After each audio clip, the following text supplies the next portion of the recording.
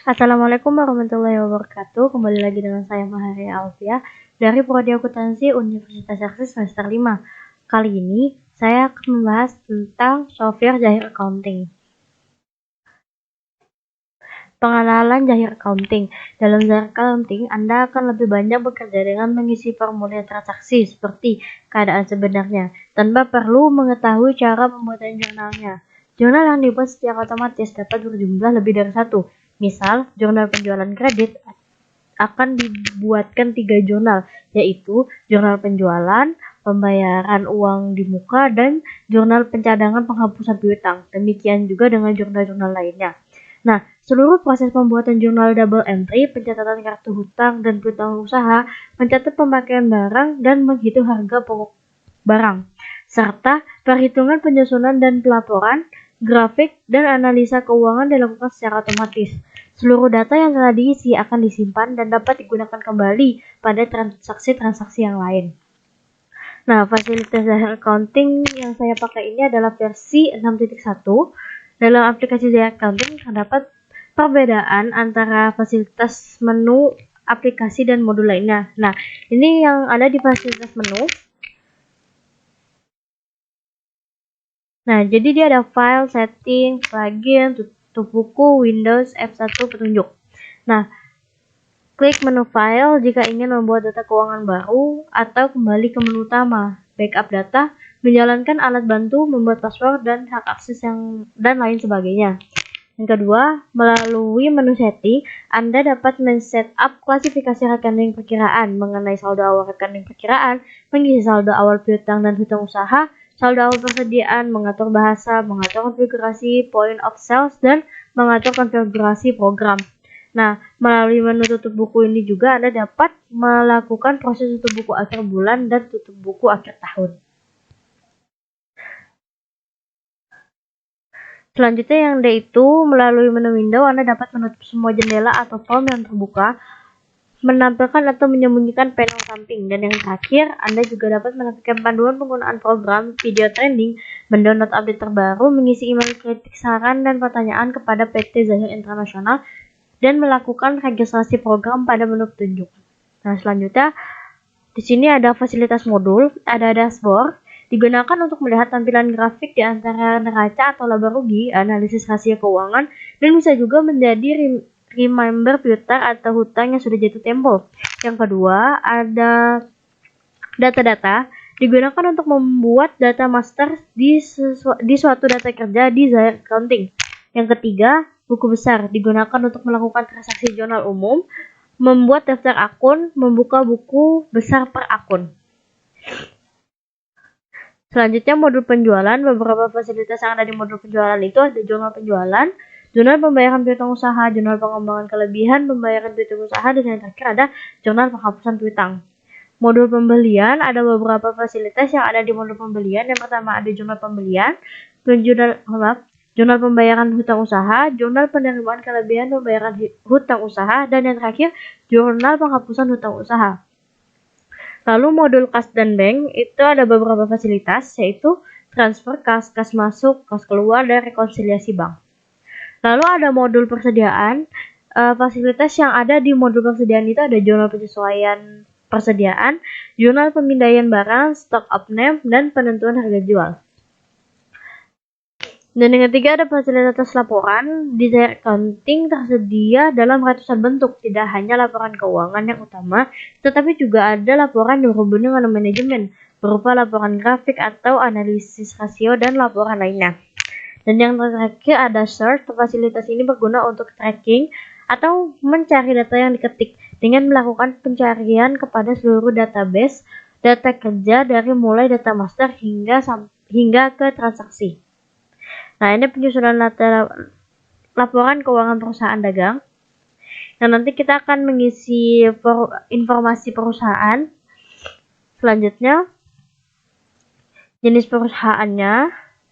Nah, ini nanti ada beberapa yang akan kita sesuaikan nama akun-akunnya. Ada piutang dagang, piutang usaha, persediaan, penjualan, dan utang lain-lain.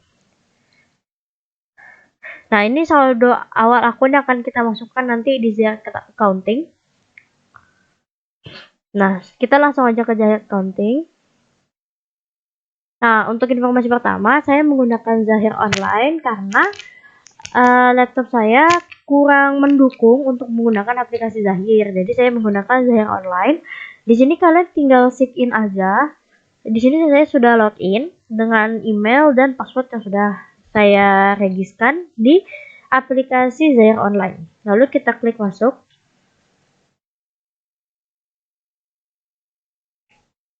Kita tunggu beberapa saat.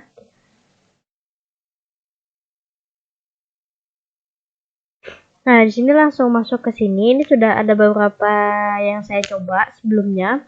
Nah, untuk membuat nama perusahaan baru, ini kita langsung klik create new. Nah, di sini nama perusahaannya yaitu PT Sumber Rezeki.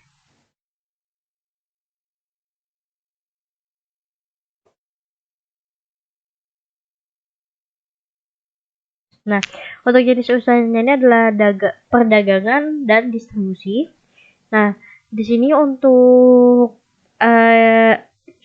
mata uangnya menggunakan rupiah, karena di sini sudah rupiah, jadi gak usah diganti. Nah, untuk periode akuntansinya ini kita ubah dari awal Januari ke Desember tahun 2018.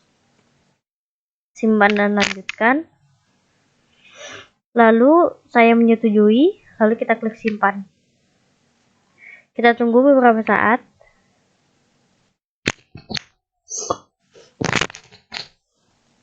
Nah, jika sudah seperti ini, kita klik ayo mulai. Di sini account contact letter aja. Nah, dia langsung muncul seperti ini ya. Ini kita ganti ke bahasa Indonesia dulu agar lebih mudah. Nah, seperti ini. Nah, setelah kita masuk ke sini, kita langsung klik ke data master, ke daftar akun. Nah, di sini tuh daftar akunnya sudah tersedia semua ya, cuma ada beberapa yang harus kita ganti seperti kayak gini, piutang usaha, karena kita di perusahaan dagang jadi kita ubah menjadi piutang dagang. Ini kita klik kanan, kita klik edit. Nah, menggantinya itu di nama ya, bukan di subklasifikasi tapi di nama. Kita ganti jadi piutang dagang. Nah, lalu kita klik simpan. Nah, dia akan langsung berubah jadi piutang dagang. Selanjutnya yang kita ubah adalah persediaan. Nih, ini persediaannya kita tambahkan. Awalnya yang hanya persediaan, kita tambahkan menjadi persediaan barang dagang. Lalu kita klik simpan. Itu juga dengan utang.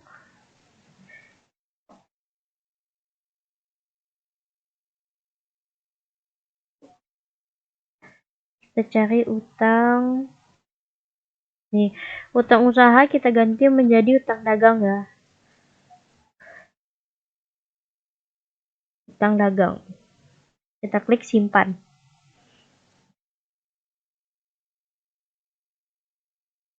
Ini juga kita ganti jadi utang dagang yang belum tertagih. Lalu kita klik simpan. Nah, lalu ada yang kita ganti lagi, yaitu penjualan. Penjualan ini kita ganti menjadi penjualan barang dagang. Nah, lalu kita klik simpan.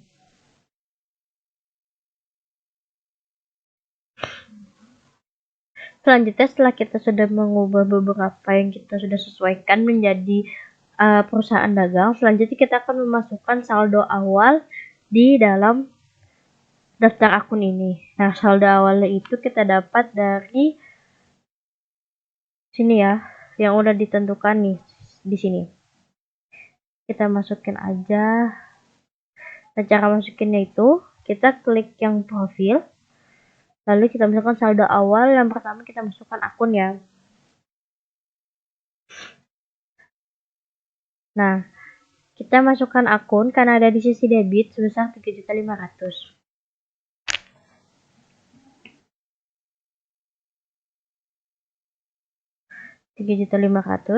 Lalu ada bank sebesar 25.500.000.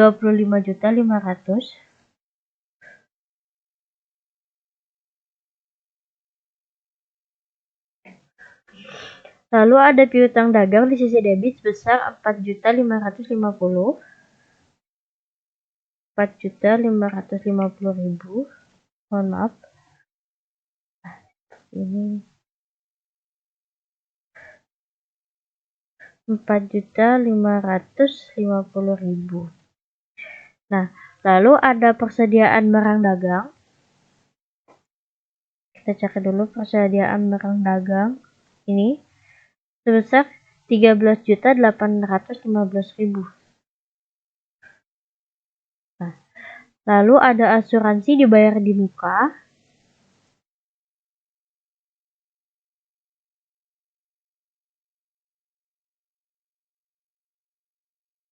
Nih, asuransi dibayar di muka sebesar 2.300.000. Seperti ini. Lalu ada di aktiva tetap kendaraan sebesar 125 juta. Yang kendaraan 125 juta.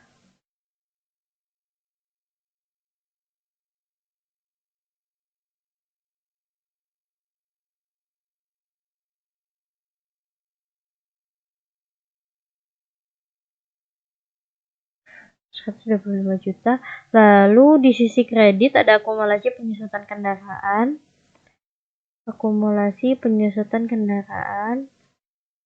Nih.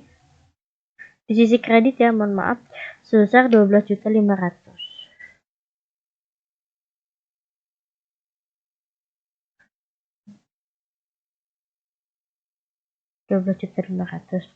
Nah, selanjutnya untuk di sisi kredit ada utang lancar. Kita cari utang lancar.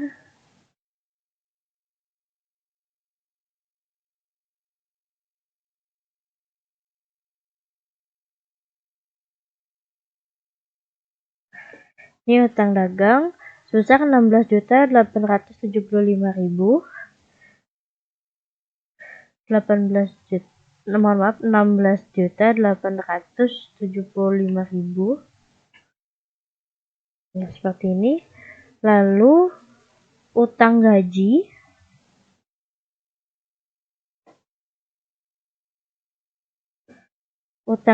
dan upah di kredit sebesar 12.115.000.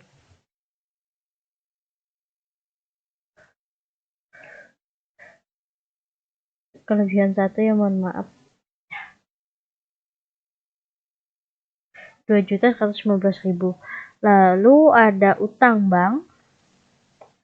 Kita tarik ke bawah, utang bank sebesar 81.375.000. 81.375.000.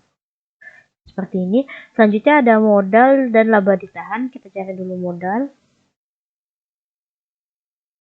Modal di store ini di kredit sebesar 35.500.000. Lalu ada laba ditahan sebesar 26.300.000. 26.300.000. Nah, sudah semua kita masukkan. Lalu langsung aja kita cek dulu. Sudah semua ya kita masukkan. Lalu kita klik simpan. Di sini dia akan otomatis tanya data telah berhasil diubah. Ini kita tunggu loadingnya aja ya untuk perubahan data hingga selesai.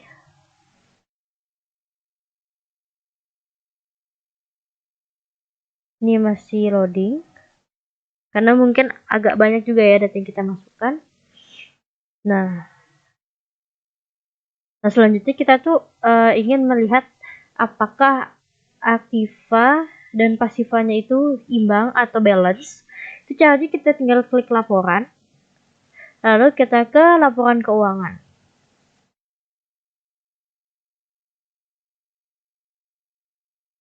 laporan keuangan. Ini kita tunggu.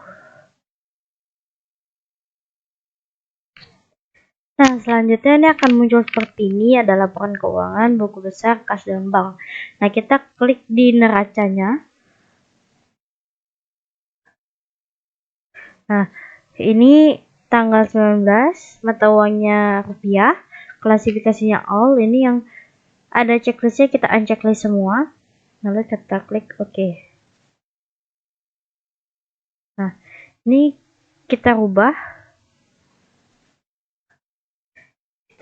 tanggalnya menjadi 2018.